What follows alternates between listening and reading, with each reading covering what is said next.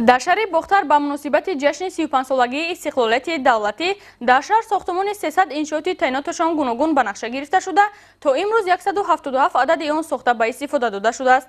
ҳоло вобаста ба ин мавзӯъ мо имкон дорем бо ҳамкорамон Марҳабо Рамазонзода ва масъулини соҳа суҳбате дошта бошем. Салом Марҳабо, мегуфтед ки имрӯзҳо дар шаҳри бохтар корҳои ободониву созандагӣ чӣ гуна ҷараён дорад? ташаккур ҳамкорони азиз. 33 соли соҳиби истиқлолӣ солҳои комёбӣ ва пешрафт маҳсуб меёбад. дар ин давра дар баробари дигар шаҳрноҳияҳои вилояти Хатлон шаҳри бохтар низ зебову дилрабо гаштааст. имрӯзҳо бахшида ба 35-солагии истиқлоли давлатӣ дар шаҳр раванди корҳои ободониву созандагӣ идома дорад. Бинандагони азиз, ҳоло барои шарҳи возеҳтари ин мавзӯъ суҳбате дорем бо муовини раиси шаҳри бохтар Воҳидзода Ҷамшед вобаста ба соҳаи сохтмону шаҳрсозӣ.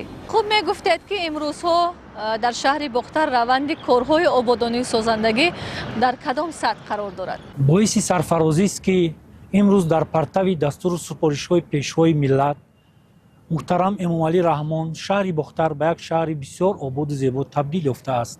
дар доираи омодагӣ ба ҷашни бошукӯҳи 35-солагии истиқлолият дар шаҳр 300 адад иншоотҳои ҳаётан муҳим ба нақша гирифта шуда, то ба имрӯз 177 он ки 60% нақшаро дар бар мегирад сохта ба истифода дода шуд. дар соли 2025 бошад 62 адад бино иншоотҳо ба нақша гирифта шуда, дар ҳоли ҳозир 8 он дар ҳолати анҷомёбӣ қарор дорад. дар асоси супориши протоколӣ раиси вилоят 32 адад майдончаҳои бозии кӯдаконаи варзишӣ, ҷойи нишаст барои калонсолон ва наврасон дар байни биноҳои истиқоматии баландошиёна бо ташкилоту муассисаҳои вилоятӣ соҳибкорон дода шуда, аз ин теъдод 115 он ба истифода дода шуд, ки 2 он дар арафаи ҷашни наврӯзи имсола ба истифода дода хоҳад шуд. сохтмони бинои иншоотҳо дар қаламраи шаҳр дар доираи нақшаи генералӣ, нақшаи муфассал бо талаботи меъморию шаҳрсозӣ ва бо истифода аз унсурҳои миллӣ амалӣ шуда истодаанд.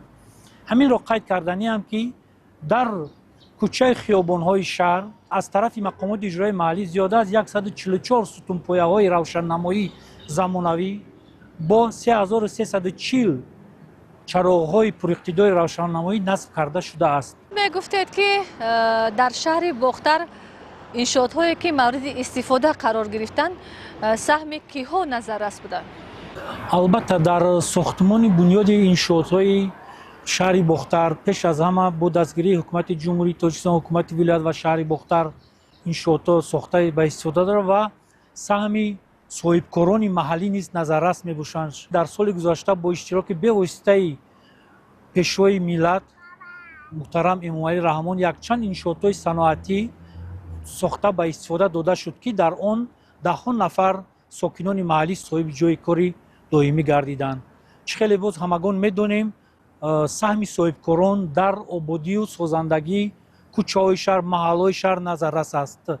махсусан дар маҳаллаи Хатлон бо дастгирии соҳибкорон тамоми биноҳое ки баландошиёнаи дар он ҷо аст рангубор карда шуда, дар назди биноҳо майдончаҳои варзишӣ, майдончаҳои бозии кӯдакон ва сутунпояҳои нави чароғонкунӣ шинонида шуд. ҳамаи ин дастгирии соҳибкорон мебошад. дар идомаи корҳои ободониву созандагӣ мақомоти иҷроияи ҳокимияти давлатии шаҳри бохтар ба муносибати истиқболи 35-солагии истиқлолияти давлатӣ чӣ нақшаҳо доранд?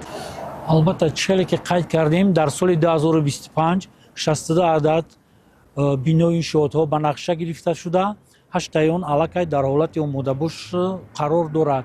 ба ин ҳам нигоҳ накарда бо ҷалби шарикони руз, соҳибкорони маҳаллӣ ва дигар табақаҳои аҳолӣ мо дар якҷоягӣ ният дорем ки сохтмонҳои соҳаи иҷтимоӣ, фарҳангӣ, варзиширо бисёртар бароҳ монда боиси хурсандии мардум гардад.